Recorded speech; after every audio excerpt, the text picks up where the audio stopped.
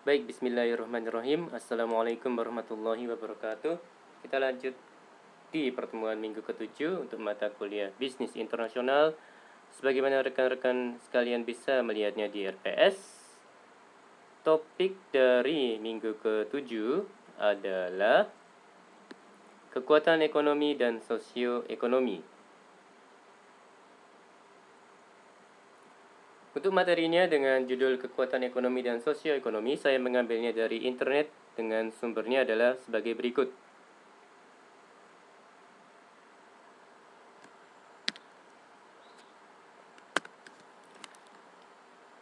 Topik-topik ataupun poin-poin pembahasan dari presentasi kali ini adalah yang pertama, tujuan dilakukan analisis ekonomi.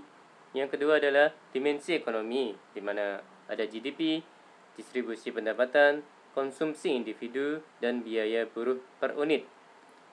Yang berikutnya adalah dimensi sosioekonomi, yakni total populasi, kepadatan penduduk, kepemilikan barang konsumsi, distribusi umur, kecenderungan industri, dan lain-lain. Oke, masuk ke analisis ekonomi suatu negara. Tujuannya adalah untuk menilai wujud secara menyeluruh dari perekonomian dan mengakses masa depan dan dampak perubahan ekonomi atas perusahaan. Oke, tujuan analisa ekonomi ada beberapa poin. Ada merencanakan dan pengendalian kebijakan serta mengikuti perkembangan ekonomi terkini, mencari peluang pasar, melihat daya beli dari tiap golongan, menelaah GNP serta persentase pengeluaran, menentukan pendapatan rumah tangga untuk segmen golongan tertentu, mengestimasi pendapatan per kapita, dan memperhatikan pasar regional yang akan memberikan dampak pada bisnis. Oke, masuk ke pembahasan dimensi ekonomi. Ada GDP, Gross Domestic Product, yakni nilai total seluruh barang dan jasa yang diproduksi secara domestik, tidak termasuk pendapatan bersih dari luar negeri. Catatan, Gross National Income untuk melihat daya beli. Semakin tinggi GNI, Gross National Income, semakin maju negara tersebut. Namun perlu diperhatikan pula rata atau tidaknya distribusi pendapatan tersebut. Pengusaha biasanya lebih suka yang GDP-nya rendah dan pertumbuhan ekonominya tinggi.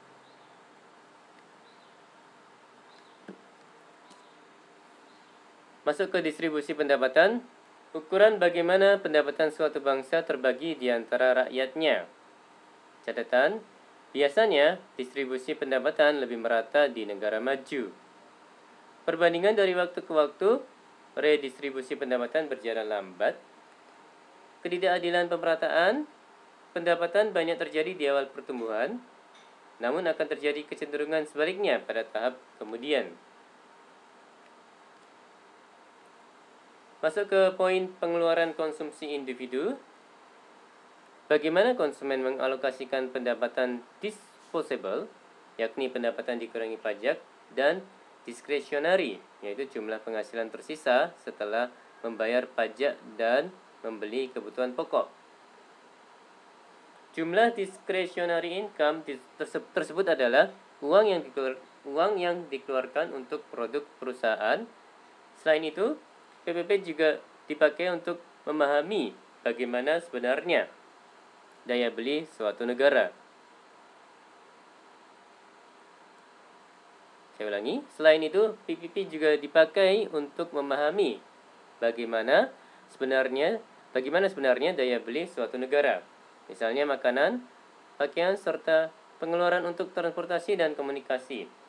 Barang konsumen tahan lama, perawatan kesehatan, dan konsumsi lainnya di negara maju dibandingkan dengan negara berkembang. Masuk ke poin biaya buruh per unit adalah total biaya tenaga kerja langsung dibagi dengan unit yang diproduksi. Bila unit labor cost lebih rendah dari yang sudah ada, akan menarik karena negara tersebut merupakan prospek investasi bagi perusahaan yang ingin biaya produksi rendah. Jadi biaya atau gaji pekerjanya rendah ya rekan-rekan sekalian. dan mungkin menjadi sumber persaingan baru di pasar dunia apabila telah ada perusahaan lain dengan lokasi sama. Alasan perubahan relatif tingkat upah tenaga kerja.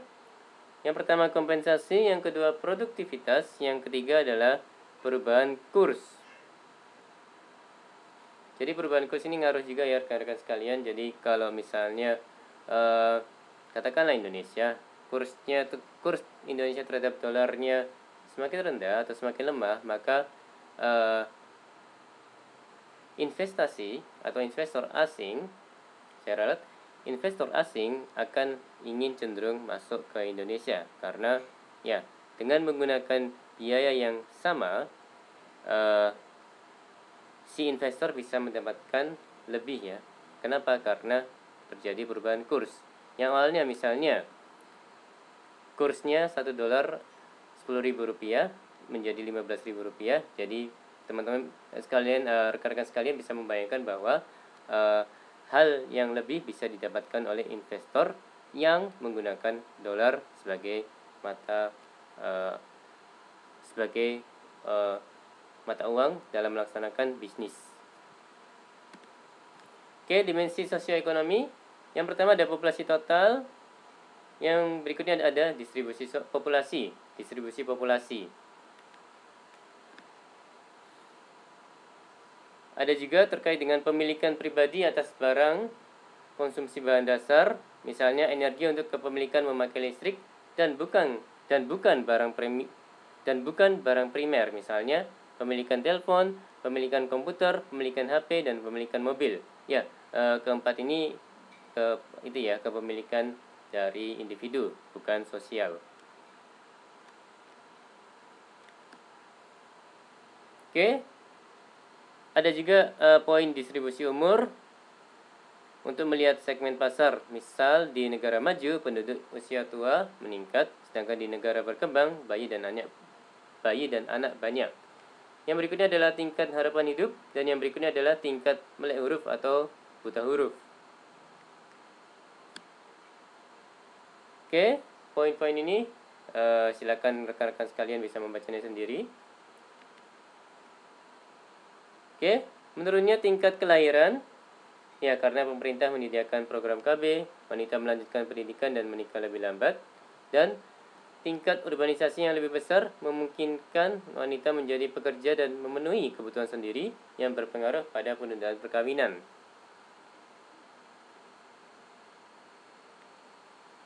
Jadi ini lebih ke penjelasan poin-poin untuk menjelaskan aspek ini ya, rekan-rekan sekalian. Oke, untuk pelaku bisnis memahami rencana ekonomi nasional, rencana tahunan dan 5 tahunan, dan biasanya diwujudkan dalam pernyataan anggaran.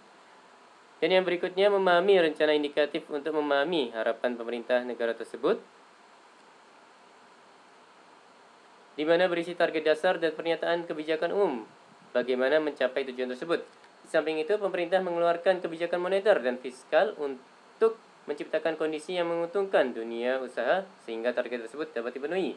Misal, konsesi pajak khusus bagi investor, alokasi devisa untuk pembelian barang impor. Oke, ini adalah referensi yang dipakai di file ini. Baik, demikian dari saya. Jangan lupa untuk memberikan komentar minimal nama dan nomor induk mahasiswa di bagian komentar. Jika ada pertanyaan silakan ditanyakan di bagian komentar tersebut atau bisa memakai media-media lainnya. Oke, terima kasih. Mohon maaf kalau ada kata-kata yang salah. Sekali lagi terima kasih atas perhatiannya. Demikian dari saya. Wassalamualaikum warahmatullahi wabarakatuh.